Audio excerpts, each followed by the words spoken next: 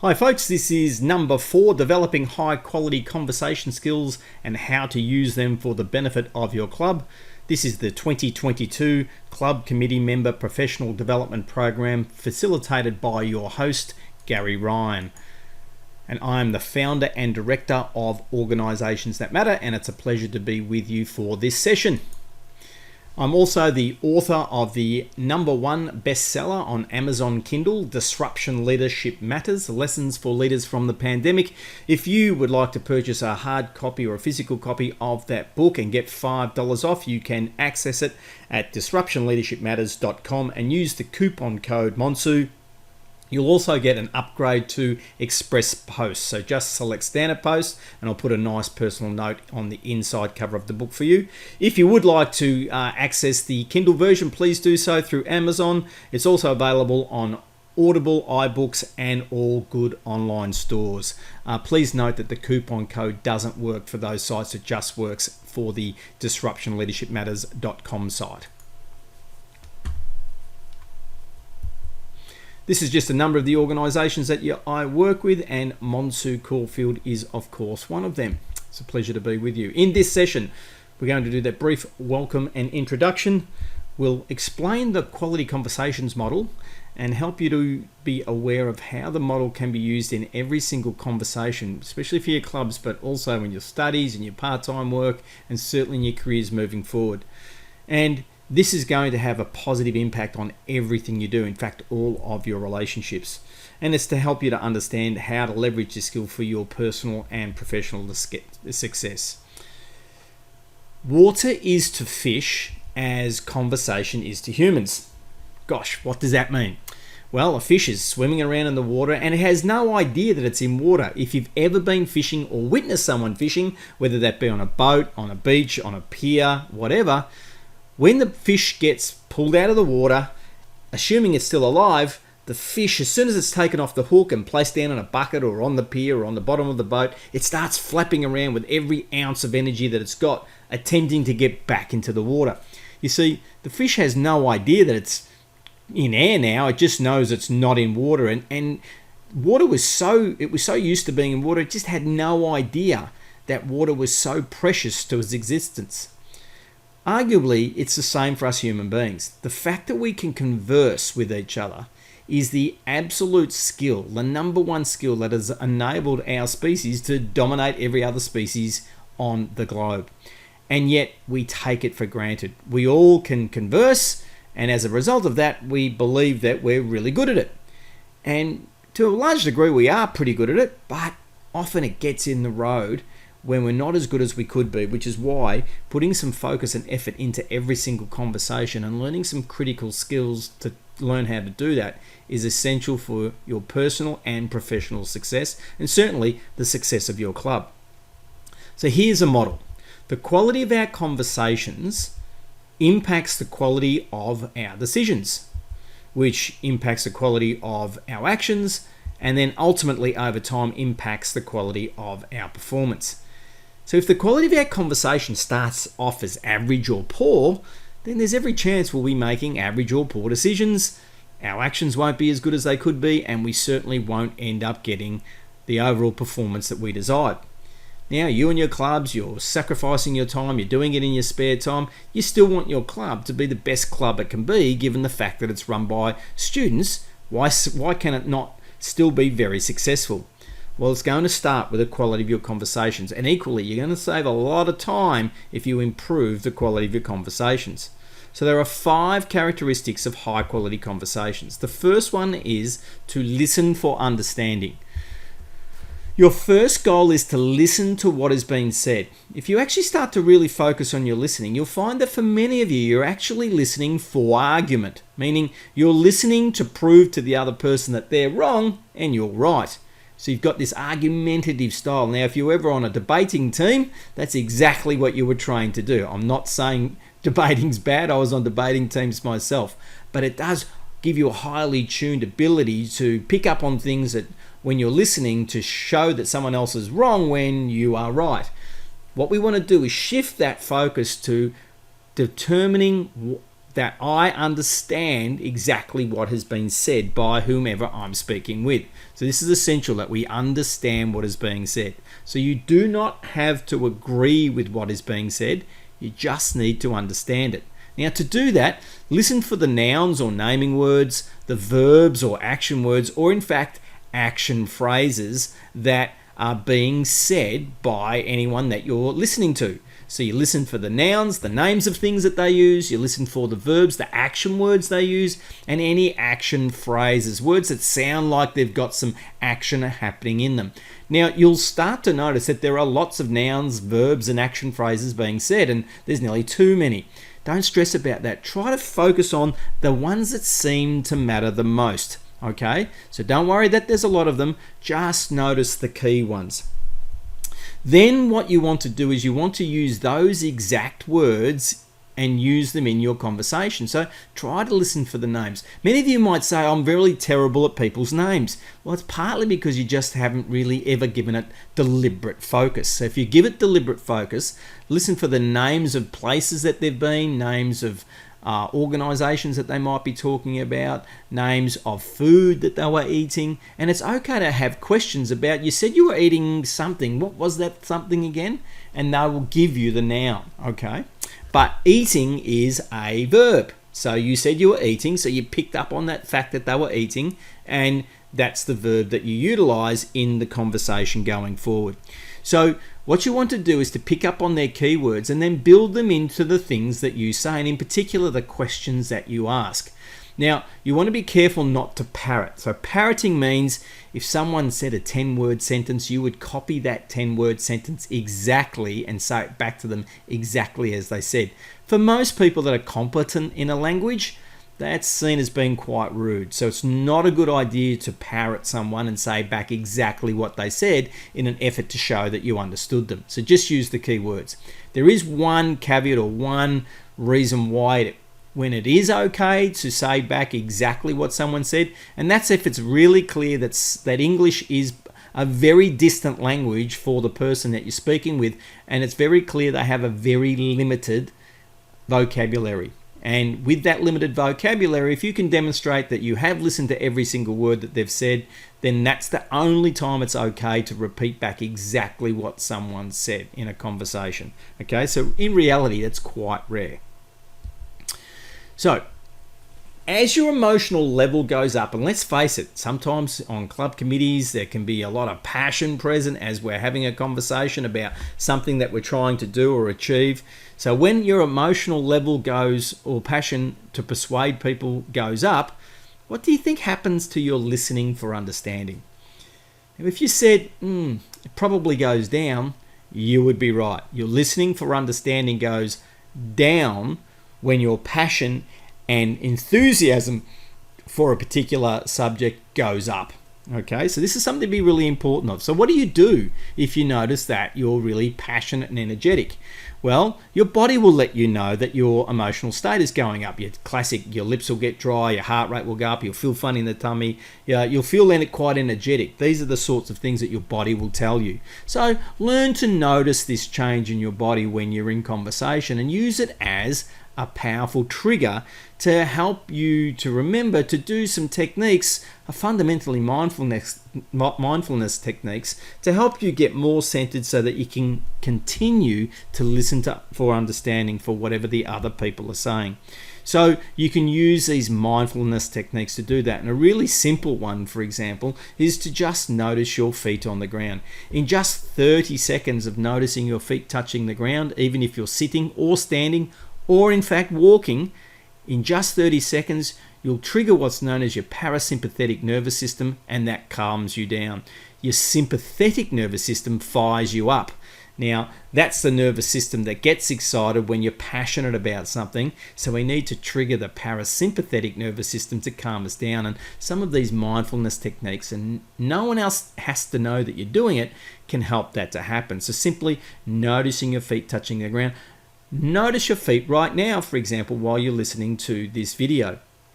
Or notice your bottom and lower back in the seat that you're sitting in if you happen to be sitting down. You were already sitting there and you didn't even notice that your bottom and lower back were touching the seat, but they are. If you bring your attention to those parts of your body in your seat, again, just for 30 seconds, you'd be amazed at how powerful this can be at triggering your parasympathetic nervous system and calming you down, and therefore enabling you to continue to listen for understanding. These techniques are also great when you're getting nervous. Maybe you're waiting for an interview, for example, for a job, and you're starting to get nervous, which is normal. You can use these techniques to actually start to calm you down for those environments as well. So the second key element of high quality conversations is to ask high quality questions. So what if, while listening, your focus was, what is the most powerful question I can ask to progress this conversation? So instead of focusing on what's the most powerful thing I can say to win this argument, if instead it was, what's the most powerful question I can ask to progress this conversation, if we shifted our thinking to that. Now, you all once upon a time did this. When you were little, and you asked questions about everything in the world, especially between the ages of 2 to 5 years of age before you went to school, most of you would have asked 126 questions minimum per day because you were looking for answers to things that you were curious about. So this is about having a curious mindset to help us focus on what is the most powerful question that I can ask to progress this conversation. So what does that look like? Well, a high quality question is genuine, which means you don't actually know the answer. You're not trying to set someone up with a leading question. You're just purely curious. You really want to know what the answer is. They tend to be more open-ended questions rather than closed questions. So closed questions tend to have a single word yes, no answer usually.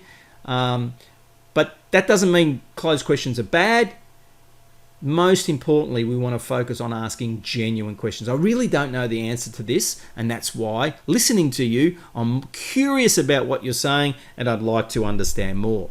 So they are focused on the topic or the agenda of what the other person is actually talking about, not your topic or agenda. So this is a really big key. If you start asking questions about things that aren't related to what the other person was talking about, they'll be very, very, very clear that you were not, in fact, listening to them at all, and that will upset them. So high quality questions help to build shared understanding between you and the other person, and in fact between an entire committee if you're asking high quality questions. Now, there's a tool that we can relate back to the creative tension session that you've attended already prior to this one. If you haven't, go back to number 3, check out the creative tension, because creative tension is a great tool to help you to ask some high quality questions just with the way that it's structured. So you might remember, for this tool is useful for planning, setting goals, overcoming challenges, connecting to the big picture and more. And it really starts with asking the question, what does success look like? You'll be amazed how often we'll be in the devil of the detail, but we haven't got a shared understanding of the success that we're trying to achieve, particularly if this is in relation to an event that you're planning. So how many students would be there if it was successful? What would be some of the things we would hear them say to each other during the event? What would be some things they would say after the event? If we went and did some sort of a survey, what would the score out of 5 be if 5 was the best experience that you could imagine that they were saying that they had? So get clear about what success looks like and ask questions along those lines. Equally, using creative tension, we need to be grounded in reality. We've got to be grounded in our current reality or our starting point. So sometimes it becomes evident that some of us think things are going along really well and others think they're not going so well. Well, we'll need to ask some questions about, well, where are we really at? Now, often, folks, it's a combination of both. It is true. Some folks think things are going really well and some folks think they aren't. You just think of some of the subjects you're studying at university, some of the subjects you think are awesome, and some of your friends think they're terrible, and vice versa. So that's pretty normal. And thirdly, your questions could be around the idea of what do we need to do. Now, we nearly always have to do some research if we're going to do something. So for example, if you want to run something at a venue, well, you need to do some research to find out if that venue is available and what they're going to charge, for example, as some really low-level examples of doing some research. So when I say research, I don't mean university research. I really mean you need to go and find some things out.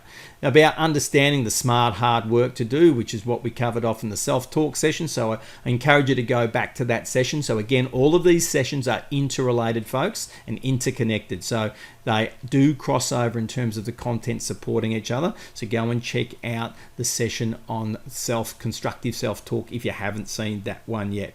And of course, that one always leads us to ask the question of right now, where we're at right now in whatever direction we're going to create, whatever outcome we're trying to create, what is the most powerful and most important action that will progress the furthest towards our goal? So really getting skilled at asking that question. It's a very, very useful question that you just keep asking. Once you've completed whatever that task is, you ask it again.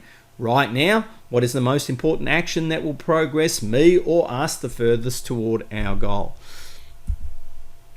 Third, let people finish speaking. If you're the sort of person that talks over the top of people, you need to stop that. It's very annoying for people and very upsetting. So learn to let people finish speaking. And sometimes that can be hard because maybe they're not as profound at English as you are. So you need to be patient. So this skill builds up our attribute of patience and our characteristic of patience, folks. So it's really important that you let people finish speaking as much as humanly possible. So notice how often people talk over the top of each other. Notice it in your committee meetings, and notice it when people get passionate and energetic, that's often what starts to happen. People start to talk over the top of each other. So when you're doing it, it's a sign that you're not listening. As much as possible, again, let people finish speaking before you speak. There is a single caveat to that is if someone's being off topic, it is okay to stop them and say, hey, Gary, you're being off topic right now. We need to get back on track. We're happy to talk about that when things finish, but right now, that's not the focus of this conversation. And you might be referencing back to an agenda, for example, that you've set to help with that. So there is that single caveat around. At times, it is appropriate to say, hey, I need you to stop so that we can get back on track with what we're actually supposed to be focused on. Number 4 is share the floor.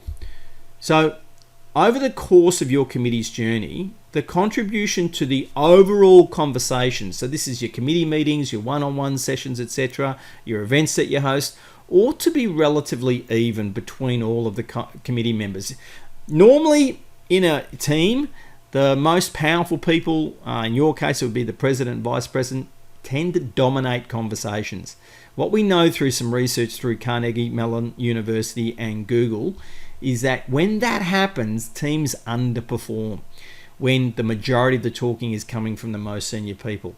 So by increasing the quality of our questions, what happens is we do increase the talking that other people contribute to a team environment. So when your committee president or vice president or the chairperson of the committee asks, has anyone got any thoughts? And a question like that, a genuine question, and you have, please make sure that you speak up because they want to hear your voice, and that will help contribute. Your voice will help contribute to your committee being a high-performing team and therefore a high-performing committee and a high-performing club. So your voice needs to be heard, folks. And the ability of people to speak up highlights psychological safety. And what psychological safety, which first came to the fore through Professor Amy Edmondson, is that you feel safe enough that you're not going to be ridiculed for what you say, that people will know that it's genuine and that you're trying to contribute, and they're not going to laugh at you, or you're not going to get into trouble for what you say and for what your opinion is, even if it's different than the other opinions going on. In fact, that's really important that we can get differences of opinions out there. Now, that said, when you have a different opinion to other people, you still need to be prepared to listen to the other perspectives so that collectively you can hopefully discover something that no one had thought of at all, and you actually discover something brand new. Which leads us to the 5th key element of high quality conversations, and that is that new possibilities are in fact possible. Now, by making new possibilities possible, does that mean we would necessarily do them? And of course, the answer is no, but at least they get a chance to get the light of day, to be heard, and then we can work out, no, that's not for this time. But equally, what it also does is allow us to discover those innovations, those innovative ideas that if they didn't get heard to start with, we'd never get to be able to pick up and run with and make happen for your club and your members. So this is how you know you're doing a high quality conversation, because it is possible to discuss new possibilities. This is like a sign to be looking for to help you understand that you have in fact been putting these skills together to create a high quality conversation. So again, the 5 characteristics of high quality conversations is that you are listening for understanding, you ask high quality questions, you let people finish speaking, you share the floor, and new possibilities are possible. Once again, I'm Gary Ryan from Organisations That Matter. Please feel free to connect with me on LinkedIn. Feel free to reach out for my book, Disruption Leadership Matters, Lessons for Leaders from the Pandemic. You saw that offer at the start. Remember, the coupon code is MONSU, MONSU. I'm very pleased to be able to provide this series for you. Once again, thanks for coming along, and I look forward to working with you next time.